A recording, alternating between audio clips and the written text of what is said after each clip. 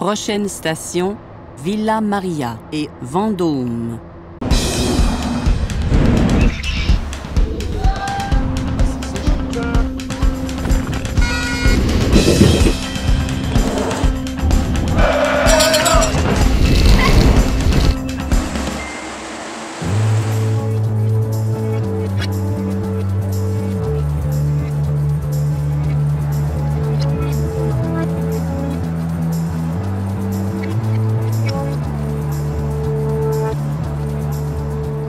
Aujourd'hui, je vous parle de deux stations situées sur la ligne Orange.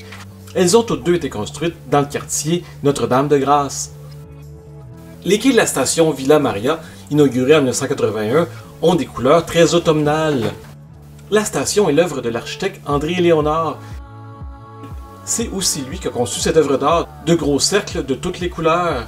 Les cercles donnent une impression de mouvement à la station. La station Villa Maria ne figurera jamais dans un de mes top 10 de stations de métro, mais le choix de couleurs est bien intéressant. Ça en fait une station qui a une personnalité, une station originale, comme la plupart des stations du métro de Montréal. En remontant vers les guichets, je remarque une toute nouvelle œuvre d'art qui est là depuis 2022 seulement. C'est une œuvre de Marianne Chevalier. Ça s'appelle La correspondance des strates. Ce sont des cercles de couleurs avec des lignes bleues qui représentent le mouvement horizontal pour les trains et le mouvement vertical pour les ascenseurs. Et je trouve ça très intéressant qu'il y ait encore des nouvelles œuvres dans le métro de Montréal, même à ce jour. En remontant vers les guichets de la station, on remarque d'autres cercles d'André Léonard. Ça fait une belle unité de la station.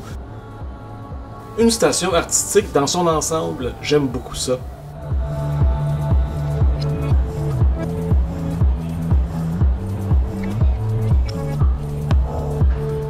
L'édicule de la station Villa Maria est simple mais bien pensé. C'est une belle architecture avec plusieurs fenêtres qui amènent la lumière dans l'édicule.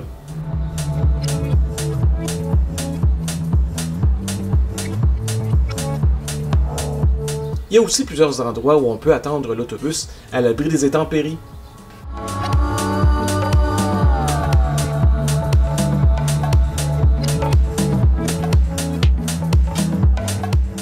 Il y a pas mal de verdure autour de la station, mais je crois qu'on a fait ça pour vous faire oublier que la station est à côté du boulevard des Caries et de l'autoroute des Caries, un des endroits les plus laids et les plus abominables de toute la ville de Montréal. Je vous en ferai une vidéo très bientôt.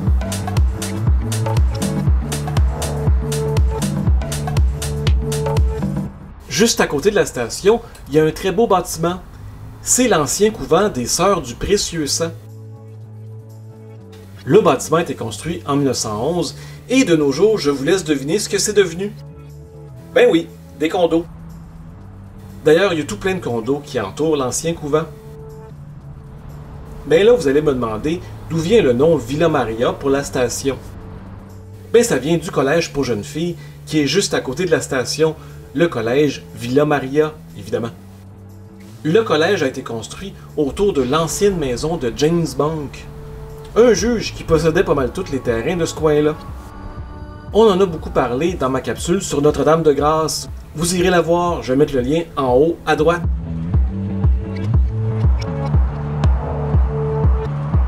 D'ailleurs, si on prend le boulevard Moncloun, on arrive dans un très beau secteur avec des commerces bien intéressants.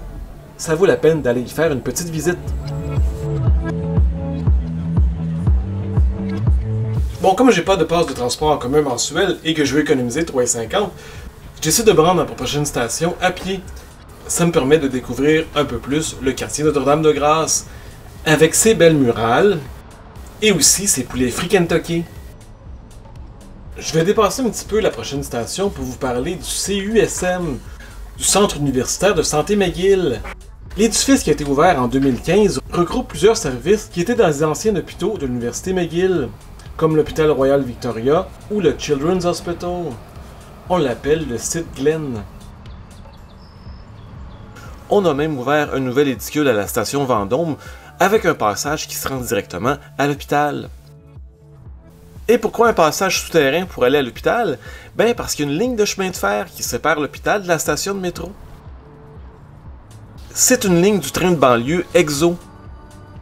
On peut se rendre à plein d'endroits merveilleux avec cette ligne-là, comme Vaudreuil-Dorion, Hudson et même Saint-Jérôme.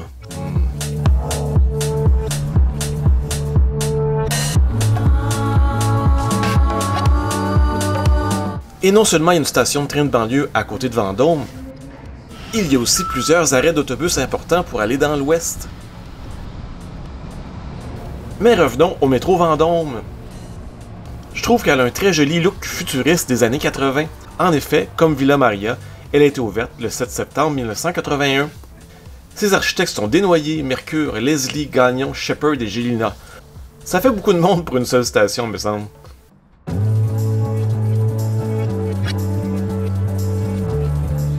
Le mot Vendôme vient de la rue Vendôme, mais on sait pas trop pourquoi elle s'appelle comme ça, cette rue. Ça viendrait peut-être de la place Vendôme à Paris, ou plutôt des ducs de Vendôme qui ont été très importants dans l'histoire de la France.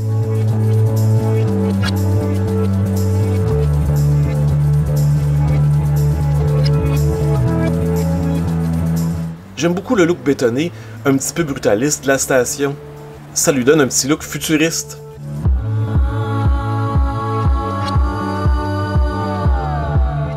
Par contre, et là c'est parce que je suis vraiment pas familier avec cette station-là, je la trouve un peu mélangeante. Quel corridor mène où? Et où peut-on aller une fois qu'on a passé les guichets? Tout ça est encore plus mélangeant quand on arrive au tout nouveau deuxième édicule, qui est supposé mener vers le train, l'hôpital, mais aussi vers le métro. Regardez au fond, il y a une toute nouvelle œuvre de l'artiste Patrick Bernatchez. Parlant d'œuvres d'art, il y en a une de Marcel Ferron dans la station, la même artiste qui a fait les superbes vitraux à la station Champ de Mars. Malheureusement, ce coin-là de la station est en pleine rénovation et on ne voit plus du tout le magnifique puits de lumière avec une verrière de l'artiste. C'est vraiment dommage. Mais les rénovations devraient être terminées bientôt.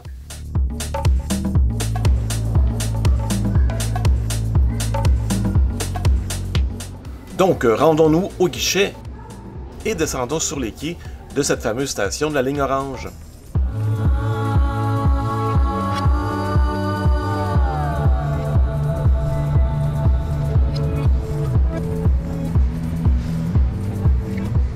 Bon, les quais sont assez ordinaires, mais j'aime bien les bancs et cet agencement de lumière avec un contour orange. Ça nous rappelle sur quelle ligne on est. Alors voilà ce qui termine cette vidéo sur 2 stations de la ligne orange. Si vous avez aimé, n'oubliez pas votre pouce en l'air et on se dit à très bientôt!